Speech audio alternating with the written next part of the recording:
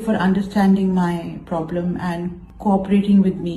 वो आवाज जो लाखों दिलों को छू लेती थी, रोमांटिक गीतों से प्यार सिखाती थी, दर्द भरे नगमों से आंखों में आंसू भर देती थी। वही आवाज एक दिन खुद को सुनने के लिए तरसने लगे। जी हाँ, हम बात कर रहे हैं अलका याग्निक की, जिस गायिका ने पूरे भारत को अपनी मधुर स्वर से मोह लिया। उसी की जिंदगी में ऐसा मोड़ आया कि आज वे अपनी ही आवाज को तरस रही हैं। आज हम आपको अलका याग्निक की पूरी कहानी सुनाएंगे। बचपन के संघर्ष से लेकर सफलता की छोटी तक, प्यार विवाद और उस दर्दनाक बीमारी तक जो उनकी सुनने की क्षमता छीन रही है। इस कहानी को अंत तक जरूर सुनिएगा, क्योंकि यह सिर्फ एक गायिका की कहानी नहीं, बल्कि मेहनत, किस्मत और जीवन की सच्चाई की गाथा है। दोस्तों, अलका याग्निक का जन्म हुआ था 20 मार्च 1966 को कोलकाता में एक साधारण गुजराती परिवार में। उनके पिता सरकारी नौकरी करते थे। मां शास्त्रीय संगीत की अच्छी जानकार थी। घर में हमेशा संगीत की महक रहती थी। जब मां रियाज करती तो छोटी अलका उनके पास बैठकर सुर मिलाने की कोशिश करती। जैसे कोई छोटा बच्चा मां के पैरों के पास खेलते हुए बड़ा होने का सपना देखता है, वैसे ही अलका भी संगीत की दुनिया में कदम रख चुकी थी।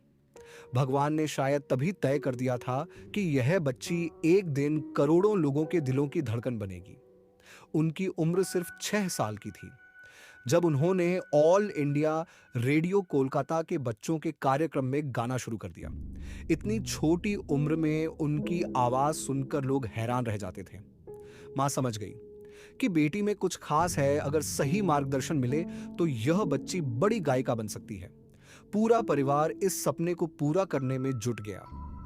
गर्मियों और सर्दियों की छुट्टियों में माता पिता अलका को लेकर मुंबई आते।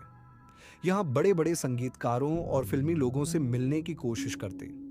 कई बार घंटों इंतजार करना पड़ता, कई बार बिना मिले वापस लौटना पड़ता, लेकिन हार मानने वाले नहीं थे। उन्हें पूरा भरोसा था कि उनकी बेटी एक दिन जरूर चमकेगी। एक दिन मशहूर अभिनेता और फिल्म निर्माता राज कपूर ने अलका को गाते हुए सुना। उनकी आवाज सुनते ही वे प्रभावित हो गए। बिना देर किए उन्होंने अलका को उस समय के प्रसिद्ध संगीतकार लक्ष्मीकांत के पास भेज दिया।